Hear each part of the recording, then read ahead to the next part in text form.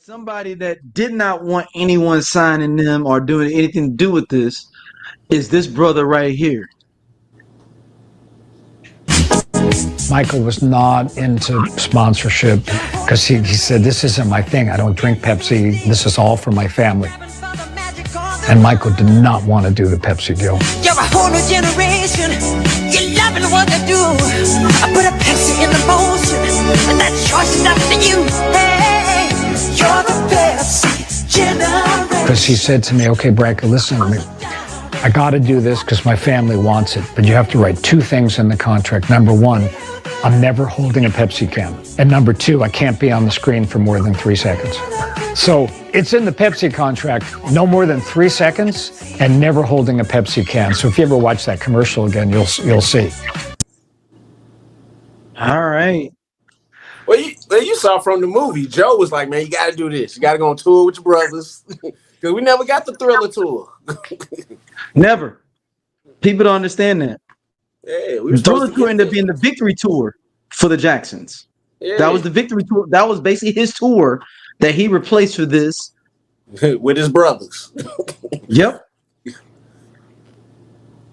Stacey, you're on mute, sweetheart.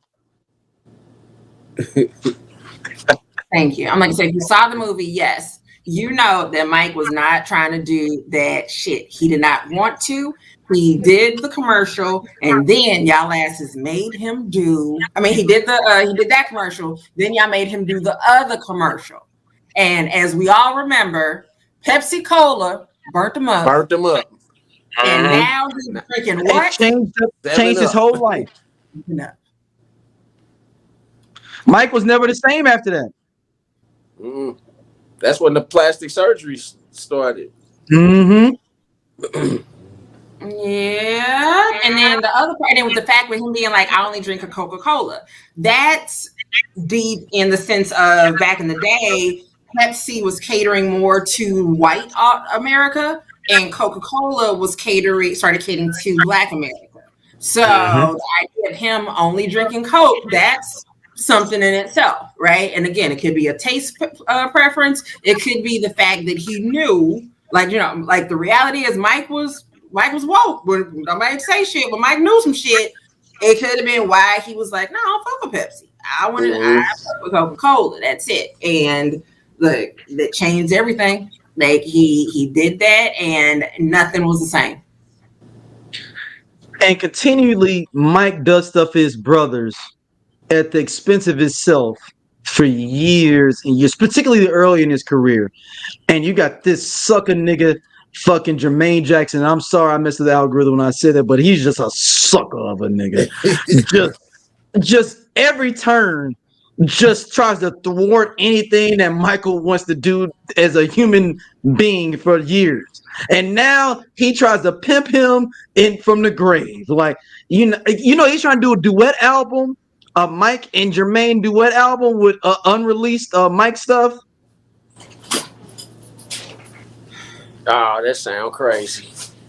It just upsets me. It upsets me in ways that my mind can't understand. They ain't worked together in 45, 50 years. Yeah, I think, God, it was just horrible.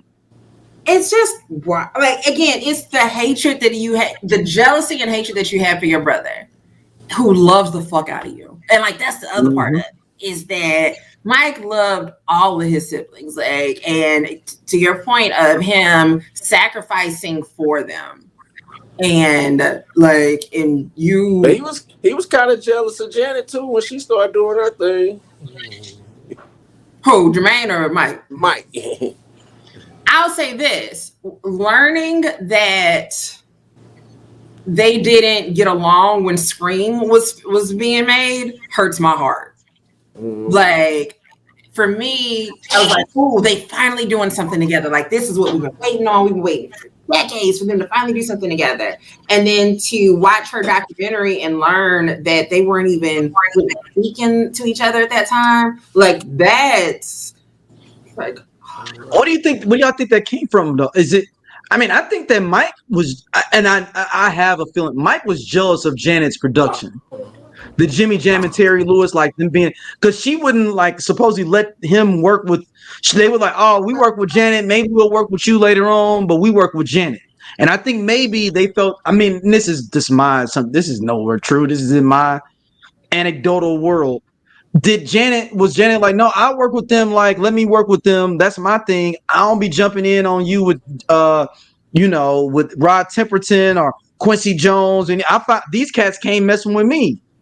And she had the hot beats. You gotta think about it. She had the hot beats for all the late 80s. Mike didn't come with good beats like fire beats until Teddy Riley came around with Dangerous.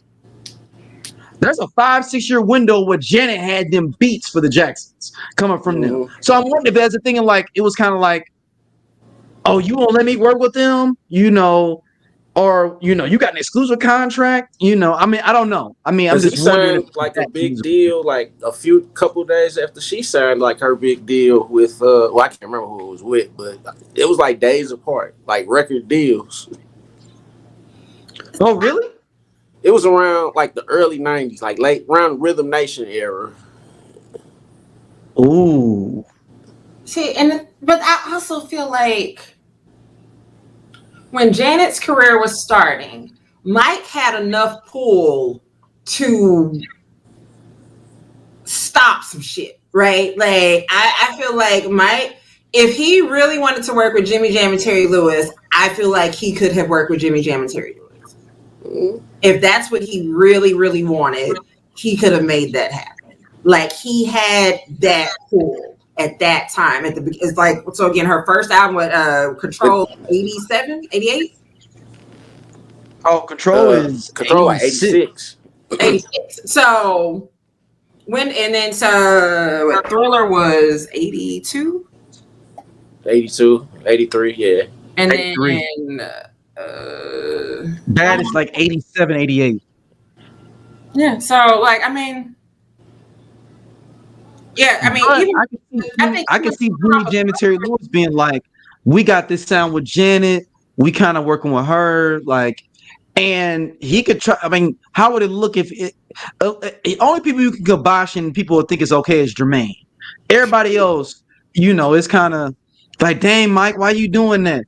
If you do it to Jermaine, everybody be like, I understand. Like everybody would literally understand within his family, but not that's the only one. Like if Tito tried to do an album, you just like, damn man, Tito just want to play his guitar and to sing.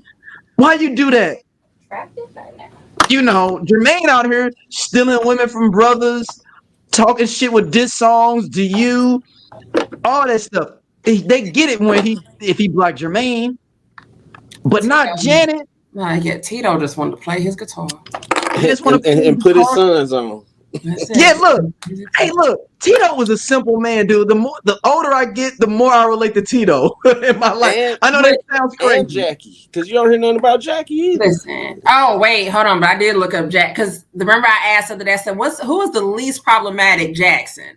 And when I started looking everybody up, Jackie got some yeah, because Jackie was messing with Paula Abdul and made that whole torture video crazy. That was the most expensive video I think for a long time. Torture was from the Jacksons. Is that the one with the mannequin? Is that the one with the Michael Jackson mannequin? Because he didn't make the video. Yes, and Jermaine didn't show up because Mike didn't show up. Because Jermaine was calling to see if Mike was there. He was literally sitting at the crib. Hey, Mike show up yet? Let me know if Mike show up. I'll show up. So that's why it's only 3 Jacksons in that video. Who all over there? Yes. Yeah, but see, hold on, wait a minute.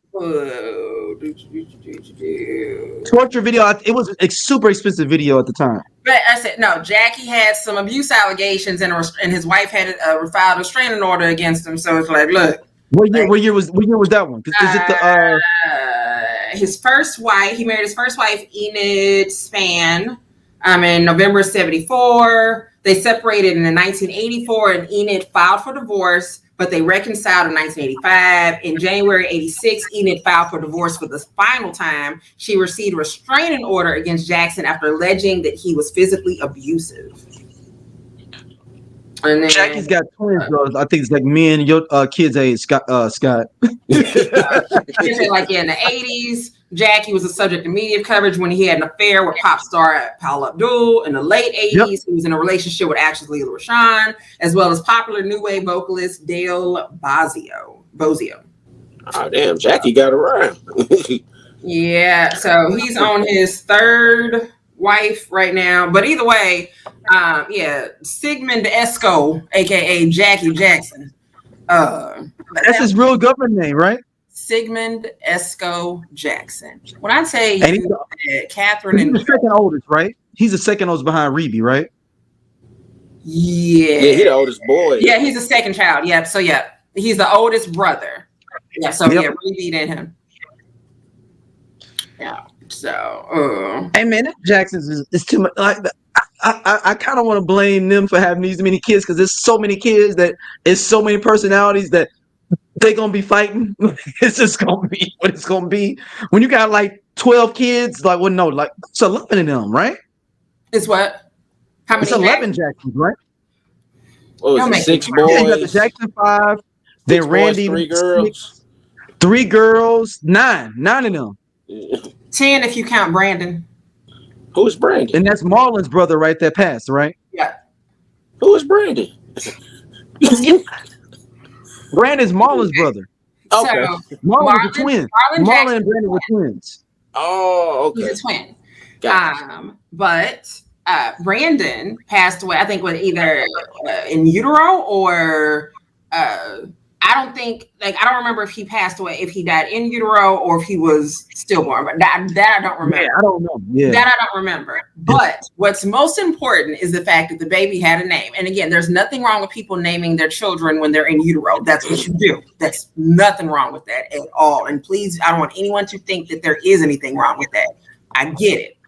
At Mike's funeral, when Marlon spoke, he said, and when you're up there and you see Brandon, tell him I love him.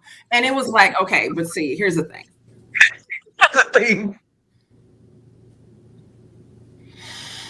It was like, wait a minute. Okay. All right. So again, not saying that you should not honor this kid, but I'm just gonna leave it at that. I'm just gonna stop because I feel like, and you know what? Maybe we don't know. Brandon maybe been talking to him for years. I want to stop because I've never had a twin. I've never lost a sibling. Okay. But again, and I'm gonna look this up real quick, but I do believe that they did not make it out of utero together. I will put something in the private chat for Scott. Hold on.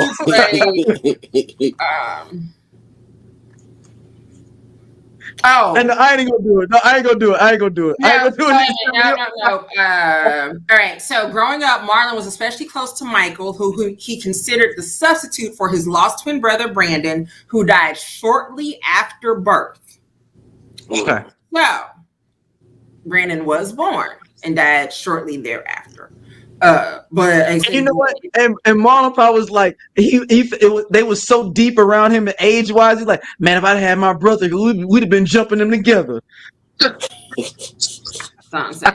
again, like I said, I don't want to get I don't want anything that I say to be politically incorrect, but I will say that when he said that at the funeral, I was like, hey, this cool ass Scott from the I Love 90s Music Podcast. Hit that subscribe button right now. Like it on the SOLC Network. You finna get all the real deal on the 90s, the 2000s, and the splash of that 80s. Do it right now, man, and I'll be your friend.